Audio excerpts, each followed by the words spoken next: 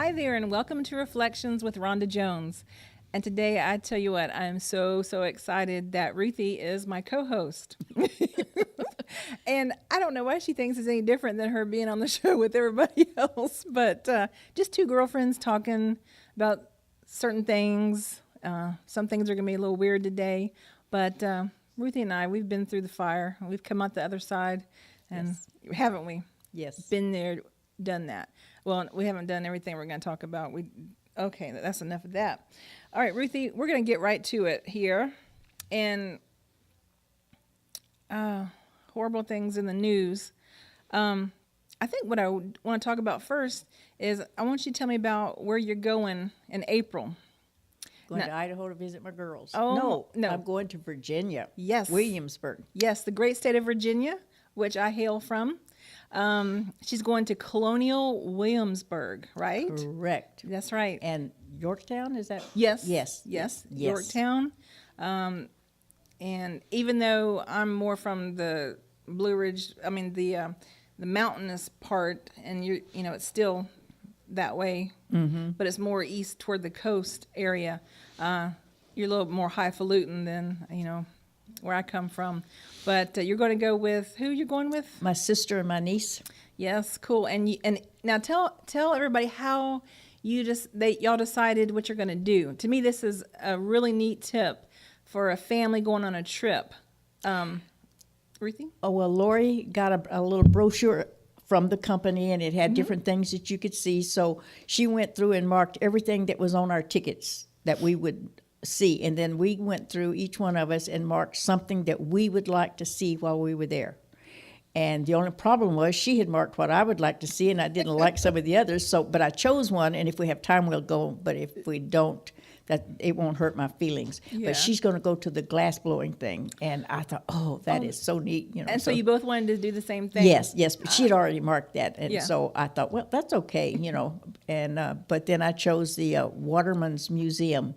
Talks about how they lived and stuff back when this was first being settled and stuff. So. Oh, that is fascinating. I guarantee you. And I can't remember what Dee marked, but she marked something too. But it's going to be a full 4 days. So That I'll, really I'll be is. wore out when I get home. You'll need a vacation from a vacation.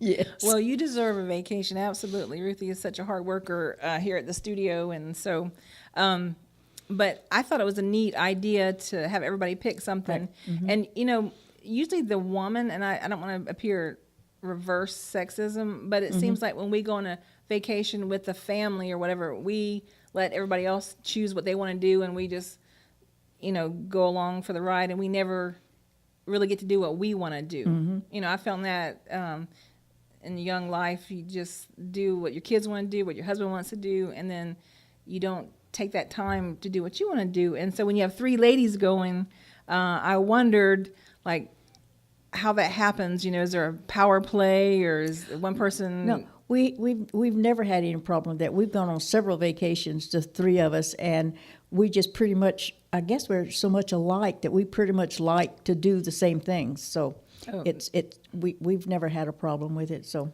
that makes it easier. The only problem we have with is who's going to buy which meal, and sometimes I get stuck with lunch because it's cheaper. Yeah, so they kind of they are so good to Ruthie. They are so good to Ruthie, and so they like, no, we'll get this, we'll get that, we'll get right, that. And right. And Ruthie's not that way. It makes her feel kind of, and this is a good subject to talk about. Giving is easy sometimes, but the receiving part seems harder. Yeah, and you have that problem. Yes, I noticed. Yes, but I'm getting better. So. Well. It's only taken you, what, how many, you don't have to tell everybody. 78 years. 78 years to fine tune that. But yeah, I think that's another woman trait too. Just, and men give too, don't get me wrong, in life, but we just have to give in so many directions, and we just give and give and give and give. Right. And then to receive something, we don't know how to act sometimes. And then either we get embarrassed or we just don't know how to react. Right. And we've talked about this before, because if we receive something from somebody, we're helping them learn to give. Right. That's exactly right. Right. So we're doing a good and thing. if you don't receive something graciously, you have deprived that person of the joy of giving. And I learned that too. So Yeah, absolutely. Yeah, Ruthie taught me that a while back, and she said that to me. You know, if you don't receive, well, just what she said. I mean, it made so much sense to me. So it's good for women to share with other women, and then I can share with other people knowledge and stuff. Right, It's right. just that's the way life should be. It shouldn't be about debating everybody about every little point and Right. dragging up people's mess and wanting to. I mean, there's a dude that, and I don't know why he wants to.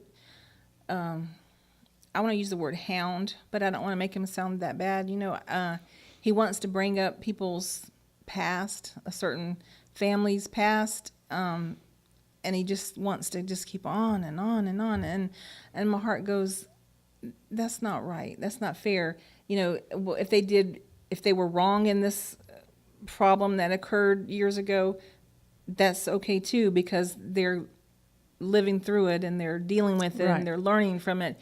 Why just drag things up? It's not a build up. You know, it's more of a tear down.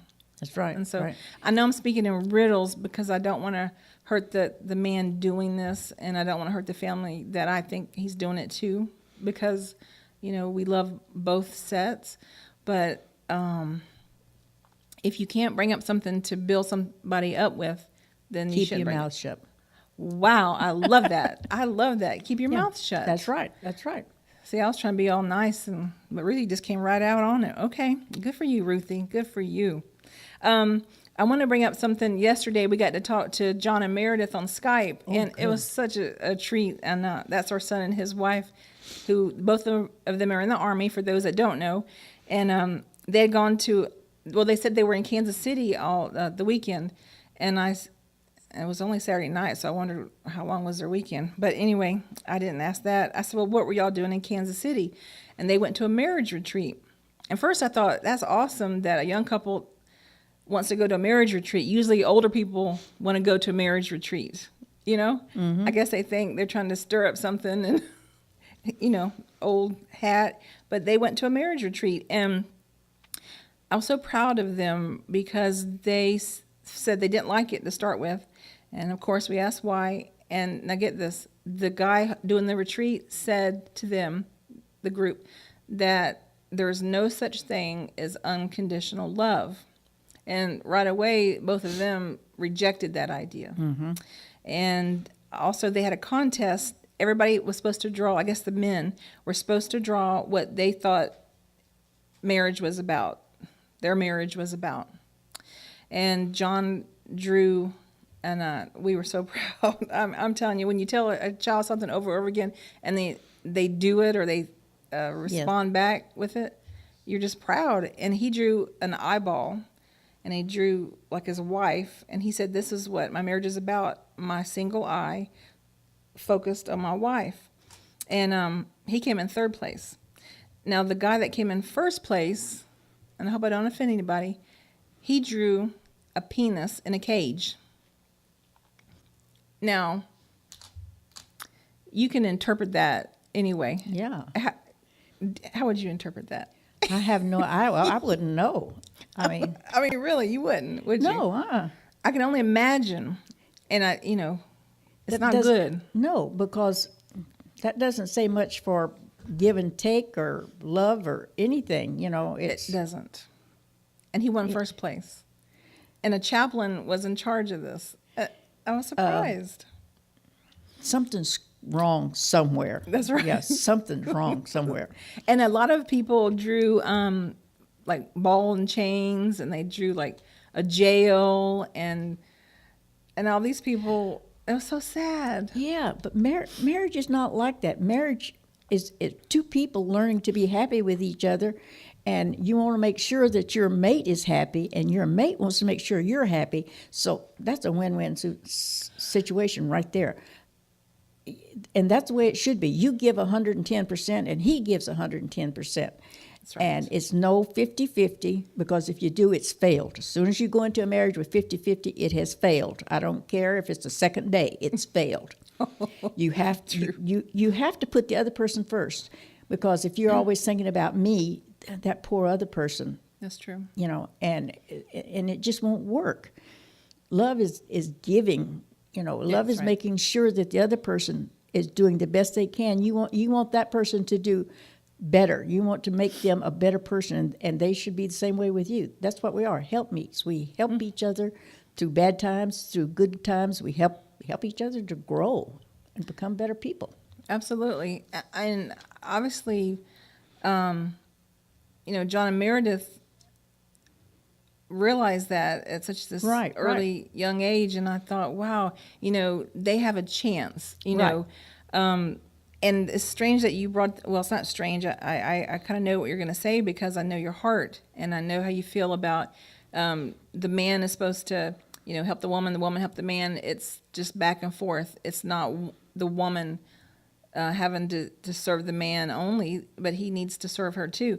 But Meredith brought up the fact that she didn't like the fact that the guy said that a woman's job, get this, and I'm glad you're sitting down. This is 2013. A woman's job is to satisfy her husband. That's her, in the marriage, that's her responsibility. That's her number one thing, is she has to satisfy her husband. Now, that sounds good, because I believe we are supposed to help our husband out, like you said, a helpmeet.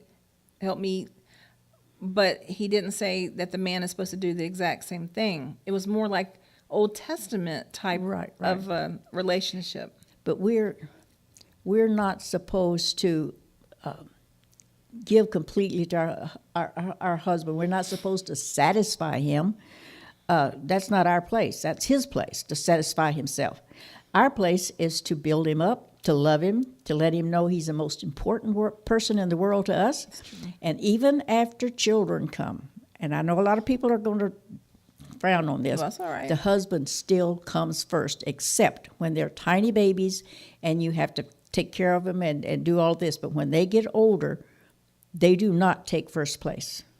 Your husband takes first place. As a mother, most mothers say, no, the children comes first. That is not true for a good marriage. That is not true.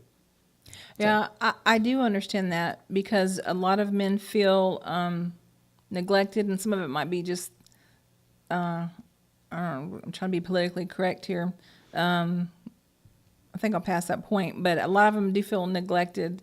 Right. When the woman is fawning and just doting on the children, and you also said that women naturally think that the children come first. But if you think about it, you're going to be with that man. That's right. So much longer. The kids are going to go and give you a second thought. And another thing, if the mother takes the responsibility and puts the child first, she is shutting the father out of the care of this baby.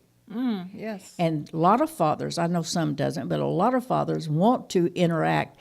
And if you take that away from him, if he will hold the baby when it's little, be sure and let him. If he will change the diapers, let him, because it's his child too, and he needs to get all of this enjoyment out of being the father as you do as being a mother.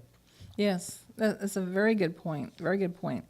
And also Meredith said that this man taught that you're supposed to do favors, like, and she didn't believe in this too, like, I'm going to do this for you, and because I did that for you, now you have to do something for me. It was just, and I said, well, that's like keeping score all the time. That sounds like kindergarten children. Kindergarten children don't get married. It does sound like that, right? Right. Now we're supposed to share. You get this 12 minutes, and you get to play with it 12 minutes, and then, the sister can play with it 12 minutes. Now with kids, you have to do that. Right. But with a married couple, I can see me and my husband, now, honey, I, whatever I did for you, I'm expecting something in return. Because then your marriage sounds like a business, Right. Relationship. And to me, that's not a good match. How can the two become one if you're striving against each other all the time. That's the key. Yeah, that's the key. Yes, it is. Yes, it is. The two, we teach this, the two are one. And Right. so when you have that, you don't have me getting separate Yeah. needs and him. Now, as male and female, we do have certain differences. We have all the same needs, I believe, but they're different priorities. Right, right. Like Yeah. a woman is more security conscious, or she used to be. That was one of the big things. Number one, a woman needs to feel secure, Right. and then a man, he needs to feel needed, and you have to stroke his ego. It's like old sexist things. Right. But nowadays, since a woman is out there, making her way and doing this and that, she's not as security conscious as Right. she once was. But you still need the security of knowing you're loved and cared for by your True. partner. That's true. the security really that women need, not necessarily monetary, although that makes you feel better. But that's really what women need. And I don't care. Some women say, well, I don't need that. I can take care of myself. Sure you can. But if you really sit down and honestly think about what you need, that's what you will really want, is to know that you are secure in your husband's eye. Yes. And a Yes. man's the same way. When you send him off to work, which we don't do that anymore, but Right. when it's time in the morning to part, regardless of who goes to work, be sure that you let that person know you love them and that you're going to be thinking of them while they're gone. Pray for them. Some people don't believe in that, so think of them. Yeah. And when they come home, greet them like you have missed them. Whether you've been so busy you didn't have to or not, still treat them as if you have missed them, because that really builds up a man to know that, hey, I've got somebody that really cares about me. Same thing with the woman. Sure. I have a niece, a nephew and his wife, and she works out of the home and he stays home. He stays home and takes care of I think it's 3 children now, but I know Goodness. it's 2, and does the housework and all this kind of stuff. And she goes out and works Yeah. and brings in the bacon. Yeah. But it works for them. Sure. And they've got a good, solid marriage. Well, I tell you what, it's amazing to me. I mean, I know I'll be almost 79, right? Okay, sorry. That's okay. Next month. But yeah, I mean, you look fantastic. Why hide it? You're so progressive in your thinking. I mean, to me, to be 79 years old, to think some of the things you think about relationships, you're so open to a lot of things. And I wonder why is that when a lot of women your age or people your age aren't? Well, I don't know. I think if I had stayed in the South all my life, I might not have, because the South had a different mindset back then, and they may still have. I don't know. I don't pay attention to that now. But we moved to California, and we met up with some people that were different, and then we moved to Idaho, and my husband became disabled and had to be at home, and he made a statement to me one day. He said, I think there should be a law. Now, I don't believe in putting laws out there for everything, but he says, I think there should be a law that after a couple has been married for 5 or 6 years and they have children in the house, the man needs to stay home for a year and let the wife work outside the home, because during that time, women didn't work outside the home unless it was necessary. Yeah. And he said, so that they will understand each other and there won't be so many problems crop up in a marriage, because the husband's outside all the time and the woman's locked up in the house with the kids and doing the housework. And he said, I think there should be a law. Well, like I say, I don't believe in laws for everything, because you can't put a law out there that will for morality, because they're going to do what they want to. You can't Yeah, I believe legalize that or whatever. Mm-hmm. And same thing with love. You can't put a law out there and say, because of love, this is what you need to do. You That's do true. it for love, not because there's a law out there that says you have to do it. So Absolutely. Well, you made a great point about if you would have stayed in the South, because it seems like the South has been more traditional. the head is the Yes. husband and the wife bows down to him. Yes. Oh, yeah. A lot of people from the South want to shun that concept, but it's very true. You have a lot of good old boys. Oh, it sounds like we're really bashing, but we're not. I promise. We're yeah, just I trying know. to give people the idea that down here, it is that way. A lot of older men think the woman is supposed to, jump when he snaps and go get me this and go get me that. And honestly, when a man says that, if I witness that, I'm thinking, wow, I bet she would love for you to go get her something sometime. Yeah. And it just breaks my heart that doesn't happen, and sad. Yes, it is. But you grew up with people that did that, and Right. and I did too. I witnessed it, and my mother, she didn't work outside of the home until, let's see how old she was. Well, she was a real estate agent for a while, but it seemed like every time she would have to go show a house and leave us at the, we were a little bit older, and I'd watch the siblings. There'd be some kind of accident, like somebody would break a bone or need stitches. And I guess I wasn't a very good babysitter. I'm not sure what happened, but so she kind of got out of that. But she waited till she was, I want to say like 50, and then she, went outside the home to work, and she's been working ever since. But my mom and dad, they both did for each other. She did more so for him. I can see that, but he did do, and so I'm proud that I did see that example, and maybe that's why, seeing that, I held people up to a higher standard. I thought everybody should do the way they did, and that's what we do. What we know is how we think it's supposed to be. Well, I was 37 before I worked outside the home, and I was like a kid put out in the middle of the street and didn't know how to get out of the way of the cars. It was really hard on me the first few years. I'd say something and people around me would snicker, and I had no idea why they were snickering. So I had to, I had to learn the hard way. But anyway, but I went outside the home to work because my husband could not.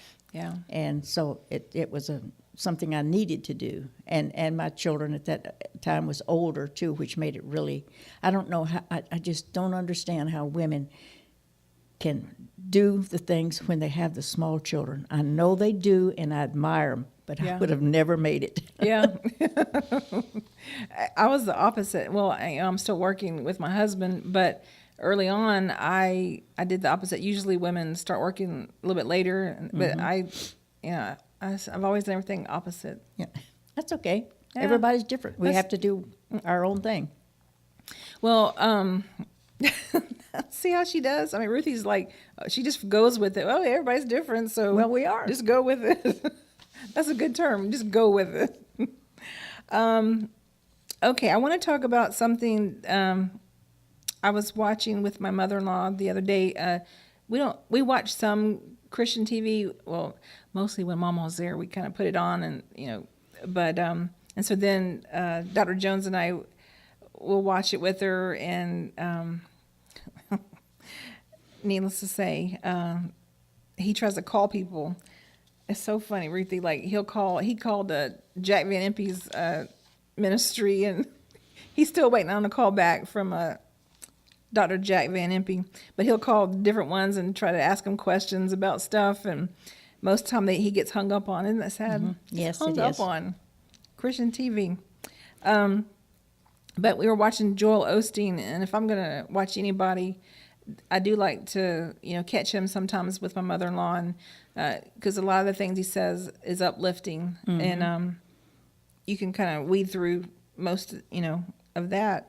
But he was talking about when his dad died, and he had to be, just shoved into the spotlight. And so his very first time he ever preached, I think it was maybe 2 weeks after his dad died. I hope I'm not getting everything wrong, but so he's up there now, and here he is preaching, and he used to work behind the camera. So he's up there doing this in front of these people on the camera, and he got through it, and then as he was exiting, how people in church gather and say goodbye, and glad hand and pat you on the back, and fellowship at the end of a service. He overheard two ladies saying, "Wow, he sure isn't like his daddy. He's never gonna make it," And he heard that from these two ladies talking, and they didn't know he overheard that, and it kind of crushed his spirit just right then. And then he was telling people, he said, if I would have taken that and just went to seed on it and really, really took it and believed it, not just for a moment, he said, it did crush me. He said, but if I would have believed that, where would we be today? And we know his story. It's marvelous. But there is, power in words, and there's ability to build up or bring down. And that's why we need to do what we're doing here at the New Covenant Group. We're trying to give everybody a voice, trying to see that there is value in everybody. Everybody is worthy. And some people see it a different way. And we do respect that too, but that doesn't mean we believe it or we will. I don't know what the difference between respect and honor is. I guess you can respect an opinion, but to honor that opinion means you'll take it and act it out, I think. What do you? I don't know, but when you say something, if you're going to run somebody down, you need to look around and make sure there is no one to hear you when you do that, because it hurts people's feelings. When you hear someone say something about you, it hurts your feelings. I don't care how mature you are. It hurts your feelings. You just have the maturity to say they didn't know any better, or they didn't realize someone else would hear. Yeah. And then you just go ahead with it. You can't let it crush you, because God loves you, whether anybody else does or not. That's right. There's always at least one something that's going to love you. And I feel that when someone really says something bad about someone else, in that moment they don't feel like they're loved, or they wouldn't have the tendency or the urge to want to hurt somebody, because it's either they have just been hurt or they don't feel like they're good enough. And everybody should get up every morning and say, "Thank you, God, I'm here. Take me through." Yeah. And if you do that, you're not, if you know God's with you and that He loves you, why would you hurt somebody else? I know, that's true. But, the human condition is so that we do that. Mm-hmm. And every single day of my life, I ask myself, and I come away thinking I get it wrong a lot of times, because I'll say, if I was really trying to exhibit the character of God, would I have, thought it? Usually I don't act it out, but would I have thought that against somebody, or kind of that mental roll your eyes, in your mind. But, I'm a work in progress. I think we all are. And every year you will do it less than you did the year before. As you grow, you do that less. I think so. It doesn't, and the only time you won't have those thoughts is once you're dead. So you have them, and you say, I'm going to try not to do that next time. And it does. It gets easier, and you do it less often the older you get. Well, I think that is the way it is supposed to be. And sometimes I'm thinking that's really the way I am. But as usual, I'm doing things the opposite, because when I was younger, it seemed like I was more patient with people, and I could. But now it's, I've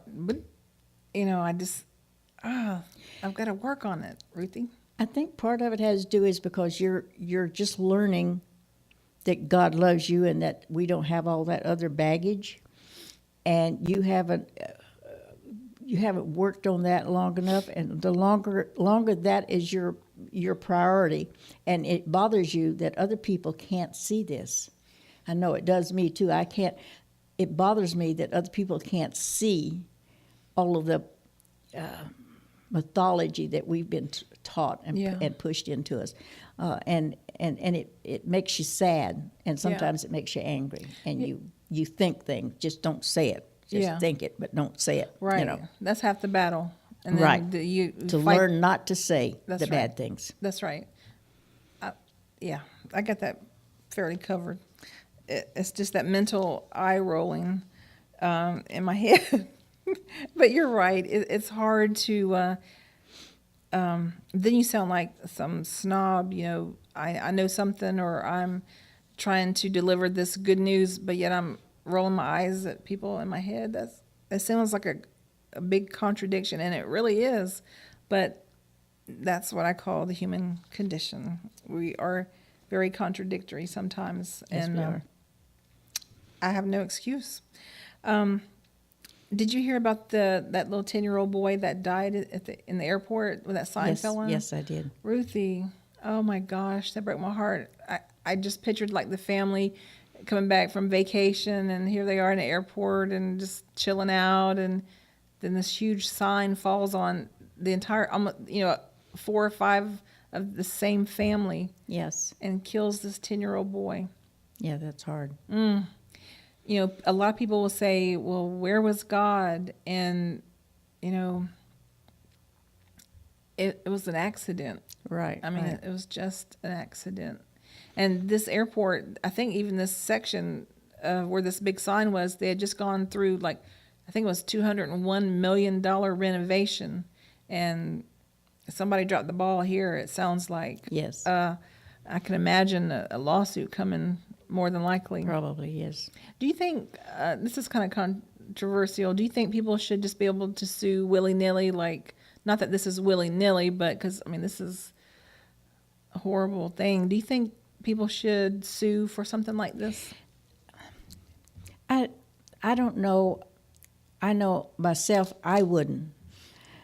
But I would also expect someone who is responsible for this sign to be willing to at least help the family with medical and funeral expenses, this type of stuff. Mm-hmm. But personally, I would not sue, even if I thought I had a lawsuit. That's something that really, really bothers me. Mm-hmm. Too many people want to sue. But I wouldn't say someone that... I just wouldn't try to judge another person, Yeah. Because everybody has their own personal beliefs, and they have their own way of grieving and this type of stuff. And I wouldn't, but I don't know. Someone else might, and I couldn't fault them if they did. Right. Yeah, I think that's a very great answer. A lot of times we are quick to say, I wouldn't do that, so that's got to be the right way, and I'm going to condemn everybody that does it the opposite of me. And a lot of people get into that trap, and I think you're right. You couldn't fault them if they did, but maybe you wouldn't do it. Mm-hmm. But that would be a hard thing.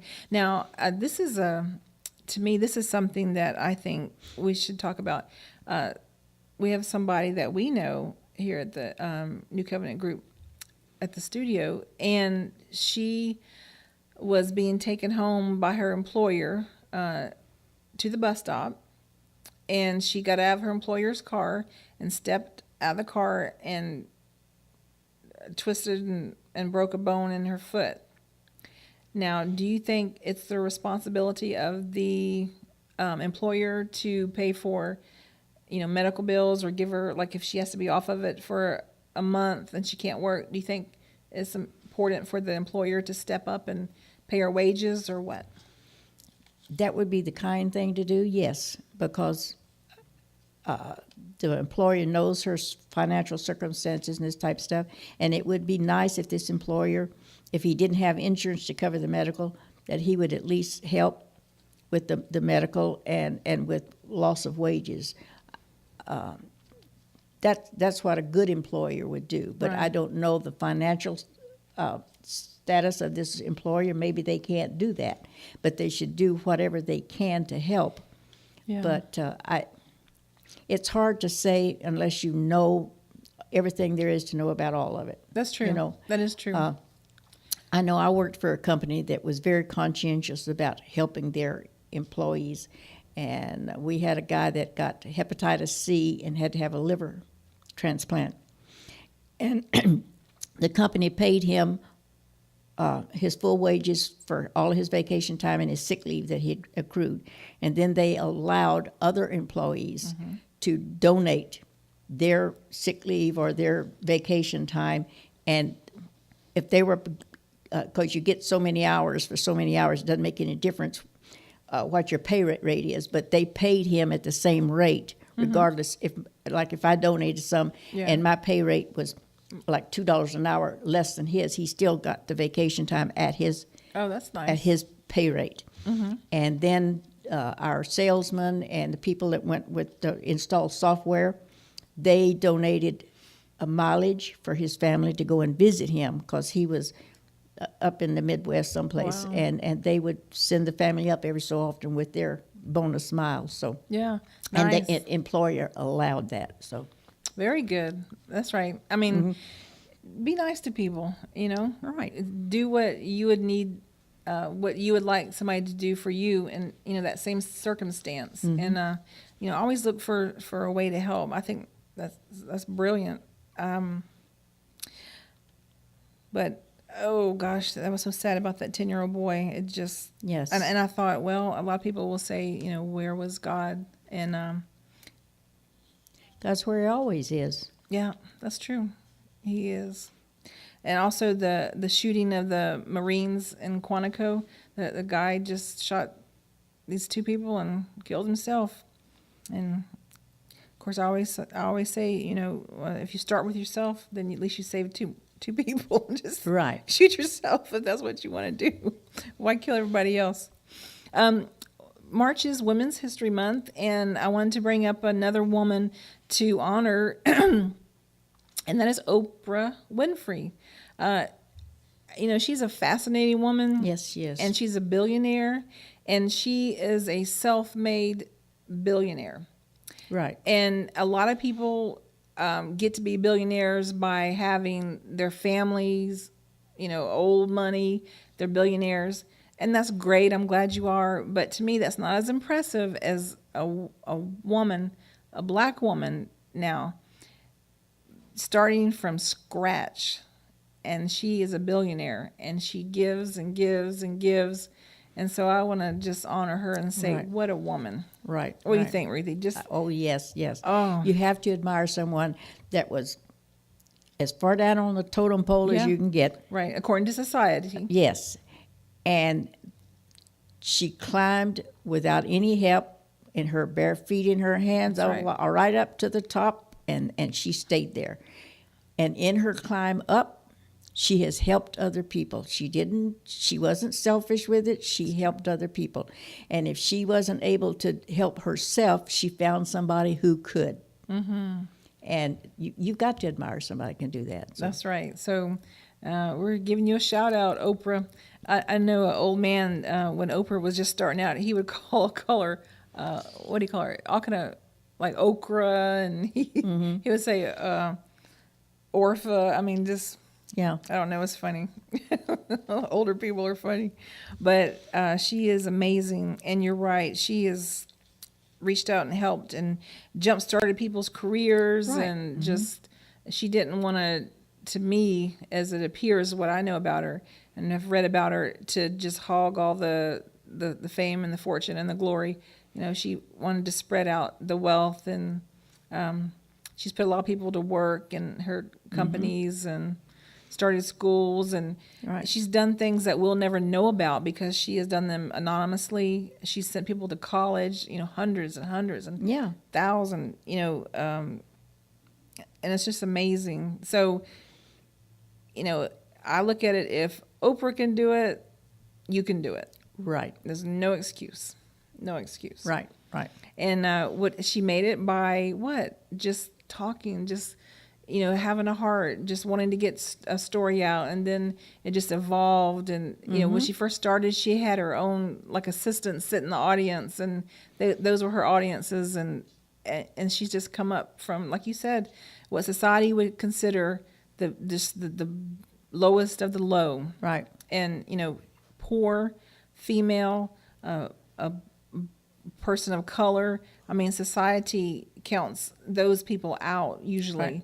And she has beaten all the odds. And Yes, I she say, has. you go, girl. I Right, love right. that. I love that about okra. All right. Well, I do want to talk a little bit about what's going to go on tonight. This is very exciting. the New Covenant group in Texas tonight. They're going to have their first